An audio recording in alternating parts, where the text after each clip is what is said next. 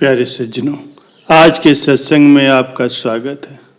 आज का सत्संग है अच्छे लोगों के साथ बुरा क्यों होता है। अच्छे लोग अपने जीवन में ज़्यादा दुख, ज़्यादा कष्ट क्यों पाते हैं। प्यारे सज्जनों, हमारी ज़िंदगी में बहुत से लोग आते हैं, उनमें कुछ अच्छे और कुछ बुरे भी होते हैं। प्यारे सज्जनों, जो लोग अच्छे होते हैं उनके कर्म भी अच्छे होते हैं, उनकी अच्छाइयों की वजह से हम उनको याद रखते हैं और बुरे लोगों को हम भूल जाना पसंद करते हैं। प्यारे सज्जनों, आपने अपनी ज़िंदगी में बहुत से अच्छे लोगों को सदैव परेशान होते हुए देखा होगा। इसके विपरीत जो लोग बुरे होते हैं वो ज़्यादा खुश रहते हैं और उनको अपनी बुराइयों पर भी कोई पछतावा नहीं होता। संत महापुरुषों का कहना है कि इंसान का भाग्य उसके परिवार के लोगों के द्वारा और उसके खुद के किए गए कर्मों से जुड़ा होता। इसका सीधा मतलब यह है कि यदि कोई बुरे व्यक्ति के परिवार के लोग अच्छे कर्म करते हैं तो उस बुरे व्यक्ति को भी उसका अच्छा फल जरूर मिलेगा। इसलिए उस बुरे व्यक्ति के साथ वर्तमान में सब अच्छा होता है और हम सोचते हैं वो कितना बुरा है और उसके साथ सब अच्छा और ठीक ठाक होता है, लेकिन ये सिर्फ हमारी सोच भर है। ऐसा इसलिए होता है कि भूतकाल में उस बुरे व्यक्ति के द्वारा अच्छे कर्म किए गए होंगे जिसका फल उसको आज मिल रहा है। इसके विपरीत आपने ये भी देखा होगा कि जो लोग अच्छे कर्म करने वाले होते हैं वो हमेशा परेशान, दुखी और कष्ट में रहते हैं। उनके साथ कुछ न कुछ बुरा ही होता रहता है। ऐसा इसलिए होता है कि शायद उस अच्छे व्यक्ति के पूर्व कर्म कुछ बुरे हों। उसने जाने अनजाने में किसी का दिल दुखाया होगा जिसके चलते उस व्यक्ति को आज उसका बुरा फल मिल रहा है। परंतु सबसे बड़ी सच्चाई यही है कि हमेशा व्यक्ति को अच्छे कर्म ही करते रहना चाहिए, क्योंकि इंसान को अपने कर्मों का फल जरूर मिलता है, चाहे इस जन्म में मिले या फिर अगले जन्म में।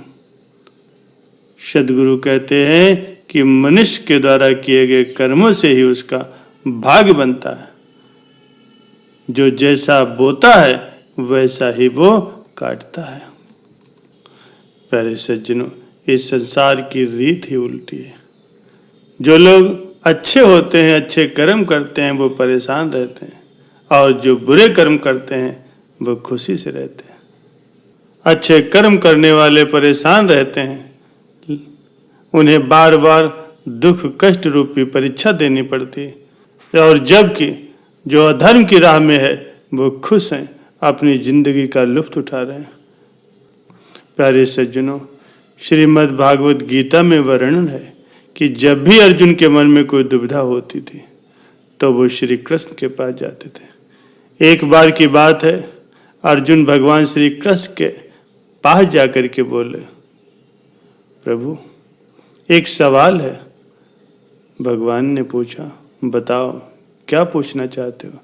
अर्जुन ने कहा, प्रभु मुझे ये जानना है कि अच्छे लोगों के साथ हमेशा बुरा ही क्यों होता है और वहीं बुरे लोग खुशहाल दिखते हैं। अर्जुन के मुंह से ऐसी बात सुन करके भगवान श्री कृष्ण मुस्कुराए और कहा, मनुष्य जैसा सोचता है और जैसा महसूस करता है वैसा कुछ नहीं होता, बल्कि अज्ञानता की वजह से वो सच्चाई नहीं समझ पाता। प्यारे सज्जनों, अर्जुन उनकी बात नहीं समझ पाया। भगवान श्री कृष्ण ने फिर कहा, अर्जुन मैं तुम्हें एक कथा सुनाता हूँ, उसे सुन करके तुम समझ जाओगे कि हर प्राणी को उसके कर्म के हिसाब से ही फल मिलता। प्रकृति हर किसी को अपनी राह चुनने का मौका देती है। अब वो मनुष्य की इच्छा पर निर्भर करता है उसे धर्म की राह चुननी है या अधर्म की। भगवान श्री कृष्ण ने आगे कहा, एक नगर में दो पुरुष रहा करते थे। एक पुरुष व्यापारी था जिसके जीवन में धर्म की बहुत महत्ता थी। वो पूजा पाठ में यकीन रखता था। वो हर रोज मंदिर जाता था और दान धर्म भी करता था। हर रोज भगवान की पूजा करता था। वहीं दूसरा पुरुष उसके बिल्कुल विपरीत था। वो हर रोज मंदिर तो जाता था, लेकिन पूजा करने नहीं, बल्कि मंदिर के बाहर से जूते चप्पल चुराने। उसे दान और धर्म से कोई लेना देना नहीं था। समय बीतता गया और एक दिन बहुत जोर से बारिश होने लगी। इस वजह से मंदिर में पुजारी के अलावा कोई नहीं था। यह बात जब दूसरे पुरुष को पता चली तो उसने कहा, यह सही मौका है मंदिर का धन चुराने को।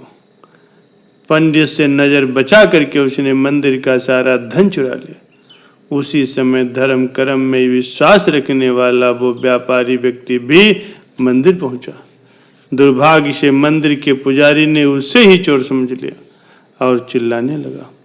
वहां लोग इकट्ठा हो गए और उस व्यापारी को बहुत मारा। किसी तरह वो बचते बचाते वहां से भाग निकला। दुर्भाग्य ने उसका साथ वहां भी नहीं छोड़ा। मंदिर के बाहर वो एक गाड़ी से टकरा गया और घायल हो गया। फिर वो व्यापारी लंगड़ाते हुए घर जाने लगा तो रास्ते में उसकी मुलाकात उस पुरुष से हो गई जिसने मंदिर से धन चुराया था। उसने कहा, आज तो मेरी किस्मत चमक गई, एक साथ इतना सारा धन मिल गया। ये सब देखकर उस व्यापारी व्यक्ति को बहुत बुरा लगा। वो अपने घर गया। उसने अपने घर से भगवान की सारी तस्वीरें निकाल फेंकी। कुछ सालों के बाद जब दोनों की मृत्यु हुई, मरने के बाद जब दोनों यमराज की सभा में पहुंचे, तो उस भले पुरुष ने दूसरे व्यक्ति को देखा तो उसे बहुत गुस्सा।